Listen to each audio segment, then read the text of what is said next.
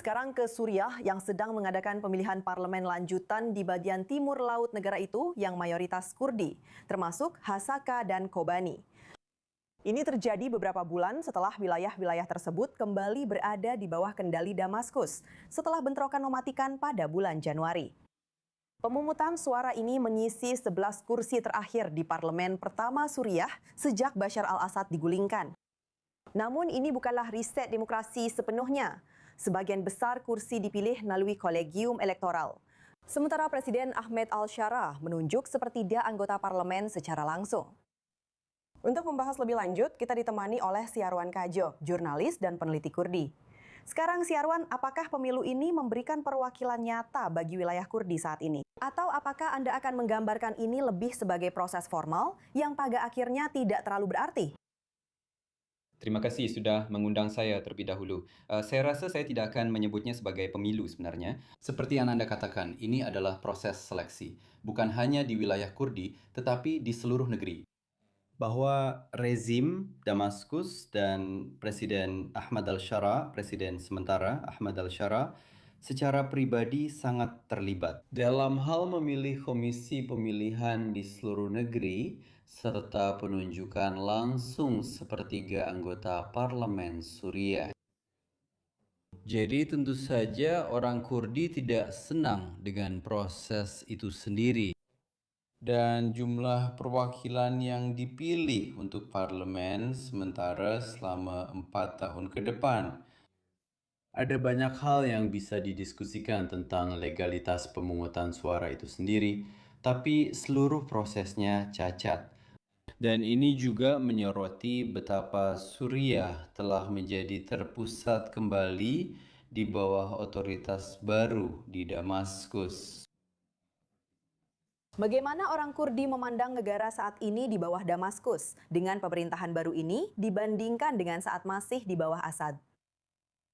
Pertama-tama, selama lebih dari 12 tahun, orang Kurdi menikmati otonomi de facto di sebagian besar wilayah utara dan timur laut Suriah.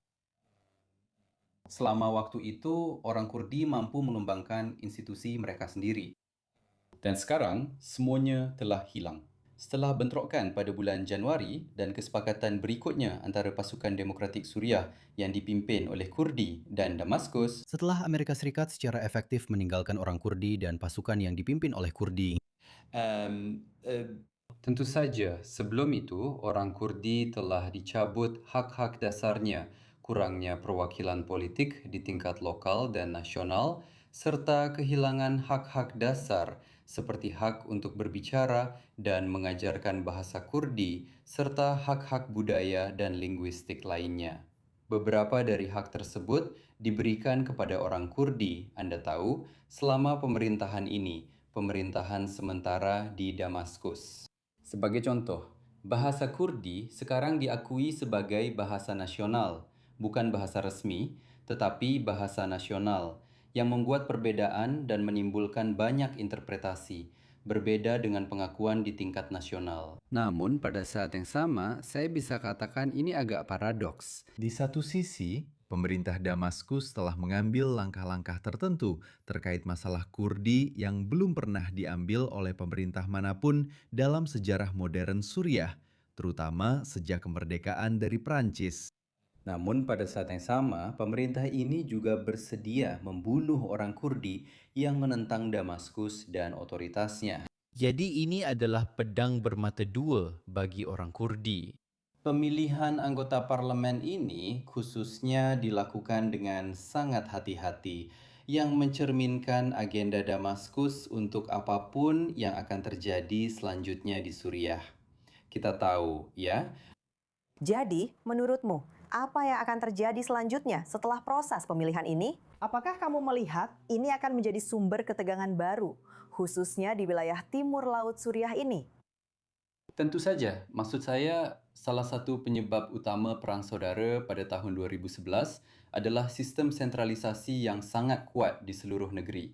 di mana masyarakat lokal di seluruh negeri tidak puas dengan cara segala sesuatu dijalankan. Segala sesuatu benar-benar dijalankan dan dikendalikan oleh Damaskus. Hal yang sama sedang terjadi, meskipun dengan cara yang berbeda. Dan bagaimana Damaskus mencoba merebut kembali otoritasnya di seluruh negeri. Jadi, ketegangan akan tetap ada di sana. Kita mungkin akan melihat stabilitas jangka pendek hingga menengah, tetapi tentu saja, dalam jangka panjang, Suriah tidak akan menikmati stabilitas apapun yang ingin dicapai oleh pemerintah Bashar, baik dengan atau tanpa dukungan internasional. Jadi saya memang berpikir bahwa pertanyaannya akan kembali pada seperti apa sistem pemerintahan yang bisa dimiliki Suriah.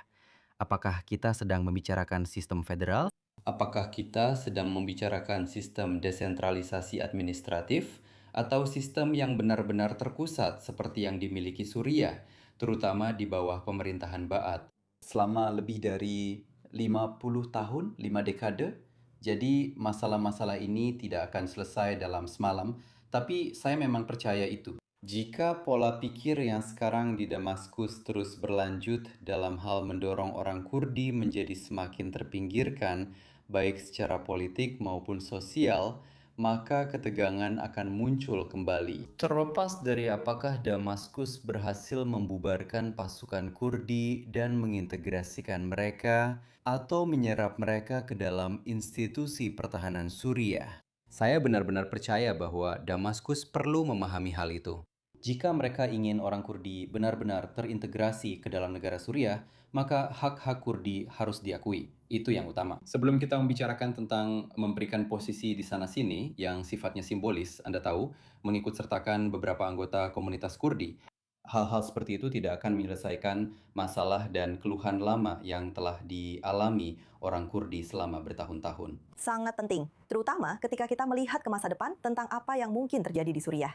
Sirwan Kajo, senang sekali Anda bersama kami di I24 News English hari ini. Terima kasih. Terima kasih telah mengundang saya.